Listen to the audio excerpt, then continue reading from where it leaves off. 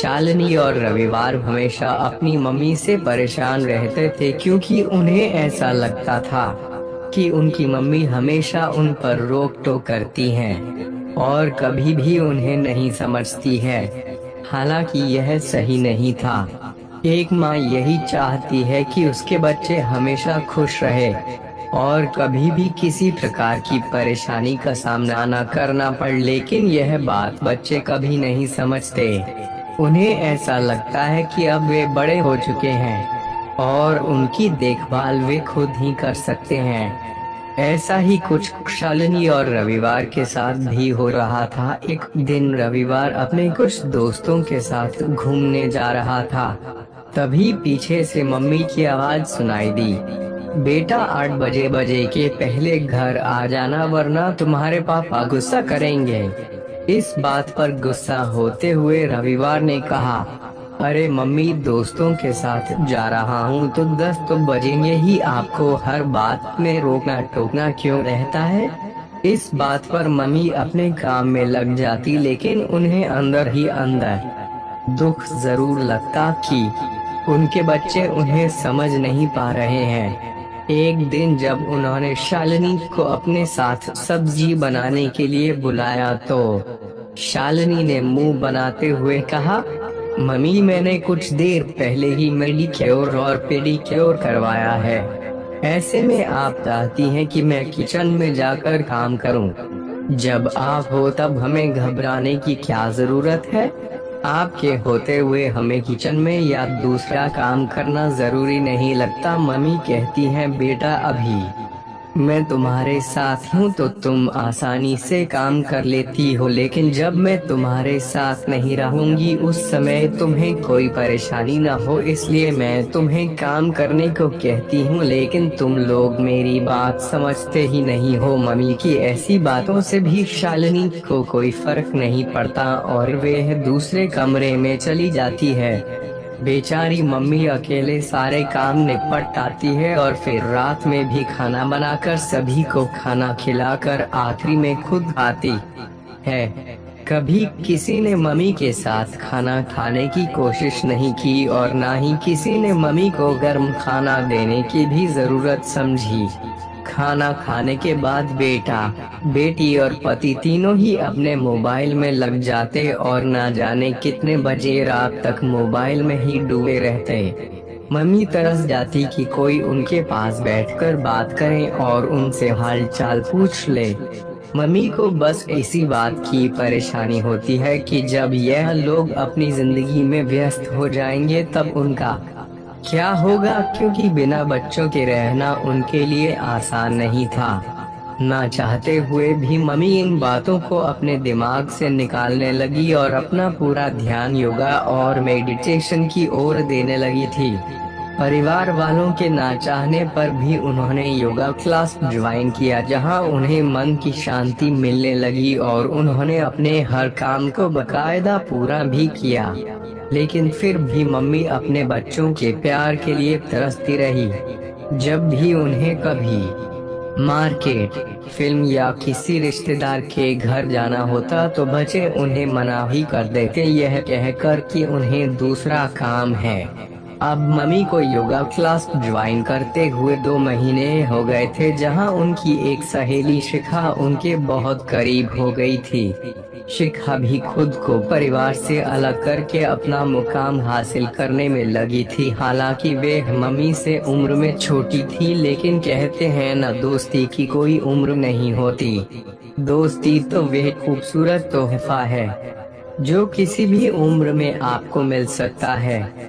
इसी बात को ध्यान में रखते हुए दोनों की दोस्ती बहुत गहरी हो चली थी, जब दोनों एक दूसरे के साथ अपनी बातें साझा कर सकते थे। एक दिन जब मम्मी की सहेली शिखा उनके घर आती है तब मम्मी चाहती है कि उनके दोनों बच्चे उनकी सहेली से मिले, लेकिन बच्चों को कोई दिलचस्पी नहीं थी और वे फॉर्मेलिटी करके वहां से चले जाते हैं। जब मम्मी शालिनी को आवाज देकर कहती हैं कि बेटा थोड़ा आंटी के लिए चाय बना कर ले आओ, तो वे एकटुक जवाब देते हुए कहती है, नहीं मम्मी, मुझे अभी फुर्सत नहीं है। आप खुद ही बना लो ना मसाले वाली चाय, आप तो बहुत अच्छा बनाते हो।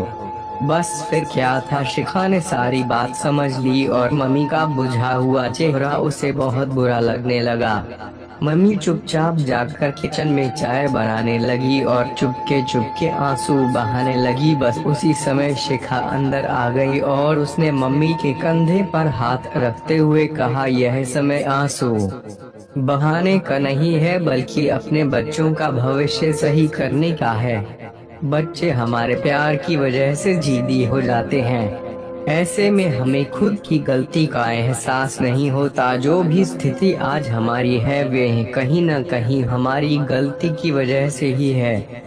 तुम मत घबराओ, मैं जैसा बताती हूँ तुम वैसा ही करते जाओ। शुरू शुरू में तो मम्मी को कुछ समझ नहीं आया, लेकिन अब वे अपनी सहेली की बात पर भरोसा करते हुए उसका साथ देने लगी। 2 दिन बाद मम्मी ने नाश्ते की टेबल पर सबसे यह कह दिया कि मेरी सहेली शिखा के घर में बहुत बड़ी पूजा होने वाली है, जिसमें उसने मुझे बुलाया है और अगर मैं नहीं जाऊंगी तो वे बुरा मान जाएगी।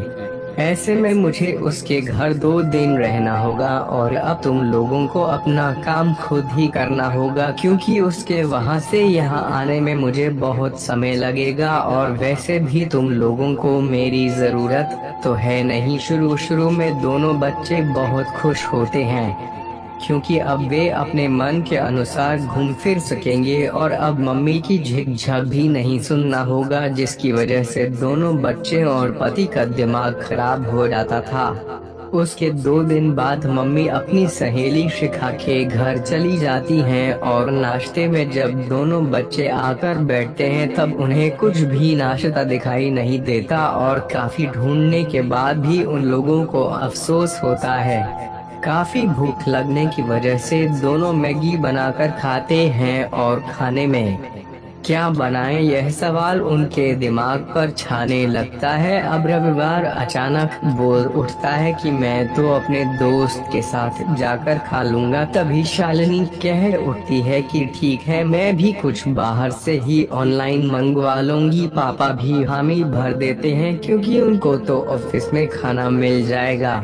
इस बीच मम्मी उन्हें बिल्कुल भी फोन या मैसेज नहीं करती और जब रविवार अपने दोस्त के घर जाता है तो उसे पता चलता है कि उसका दोस्त तो कहीं और गया हुआ है। ऐसे में वह मुंह लटका कर वापस अपने घर आ जाता है और शालिनी में जब ऑनलाइन खाना मंगवाने वाली होती है उसी समय उसके फोन का रिचार्ज खत्म हो जाता है और वे ऑनलाइन ऑर्डर नहीं कर पाती है। अब दोनों भाई बहन भूख की वजह से चुपचाप बैठे रहते हैं। उन्हें कुछ भी समझ में नहीं आता कि वे क्या खाएं।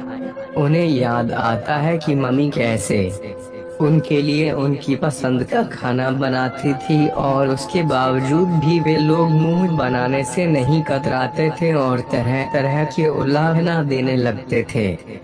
जब भी मम्मी कुछ नया बनाने की कोशिश करती थी तो दोनों बच्चे दोस्तों की मम्मी से कंपेयर करते हुए कहते थे कि आपको उनके जैसा बनाना नहीं आता। अब मम्मी के ना रहने पर उन्हें मम्मी की बहुत याद सता रही थी। जैसे तैसे उन्होंने समय काटा और जब शाम को पापा घर आते हैं तब तीनों की हालत खराब हो जाती है, क्योंकि घर में एक भी सब्जी नहीं होती और ना ही कोई मसाला। घर भी पूरी तरह से अस्त व्यस्त होता है, जिसे मम्मी कभी साफ सुथरा रखती थी और किसी भी प्रकार की गंदगी करने पर डांट ही पड़ती थी। रविवार और शालिनी जिन दोस्तों के भरोसे रहते थे आज उन दोस्तों ने ही उनका साथ छोड़ दिया और उन लोगों ने भी कोई मदद नहीं की थी।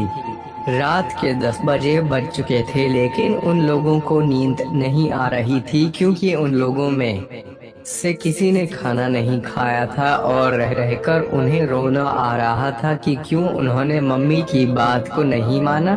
अचानक कॉल बेल बजती है और तीनों ही दौड़कर दरवाजा खोलने के लिए जाते हैं तो सामने मम्मी को देखकर आश्चर्यचकित हो जाते हैं, क्योंकि मम्मी तो 2 दिन बाद आने वाली थी।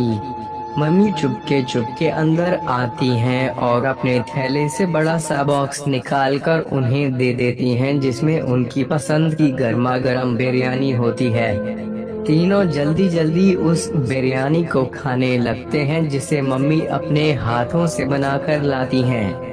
उन तीनों को इस तरह से खाते देखकर मम्मी को सुकून मिलता है और अब दोनों बच्चे रोते हुए मम्मी के पास आकर कहते हैं, सॉरी मम्मी, हमें आपको बहुत परेशान किया। जब आप हमसे कुछ करने के लिए कहती थी तो हमने आपका साथ नहीं दिया और हमेशा आपका अपमान किया।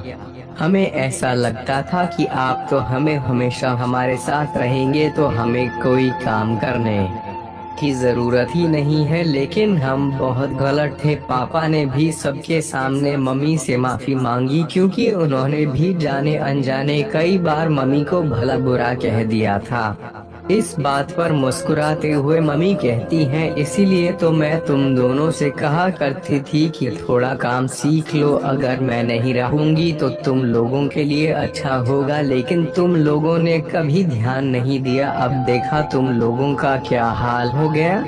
अगर शालिनी आज मेरे साथ सब्जी रोटी बनाना सीख लेती तो तुम लोगों को भूखे नहीं रहना पड़ता। अगर रविवार ने आकर घर की साफ सफाई करना सीख लिया होता तो घर का यह हाल नहीं होता। मैं तुम लोगों का भला चाहती हूँ और हमेशा तुम लोगों का अच्छा ही सोचूंगी। अब बच्चों और पापा के साथ ही तीनों को गलती का एहसास होता है और वे बड़े ही आत्मीयता के साथ अपनी मम्मी को बैठा कर उनसे माफी मांगते हैं और मम्मी मन ही मन अपनी सहेली शिखा का धन्यवाद करती हैं, क्योंकि यह सारा प्लान शिखा का ही तो था। दोस्तों, कई बार हमारे साथ ही ऐसी स्थिति आती है कि जो चीज या जो इंसान हमारे साथ है हमें उसकी कदर नहीं होती, लेकिन जैसे ही वे इंसान हमारी जिंदगी से या हमारे घर से कहीं दूर चला जाता है, उसके बाद हमें उसकी याद आती है और उसकी सच्ची अहमियत पता चलती है। समय चले जाने पर पछताने से अच्छा यही है कि समय रहते ही उस इंसान की कदर कर ली जाए और उन्हें खुशी दे दी जाए। आज के समय में देखा जाता है कि बच्चे अपने ही माता पिता का अपमान करते हैं और माता पिता कुछ कर नहीं पाते, लेकिन अगर समय रहते उन्हें सही शिक्षा दी जाए तो बच्चे कभी भी अपने माता पिता का अपमान नहीं कर पाएंगे और भविष्य को भी कारगर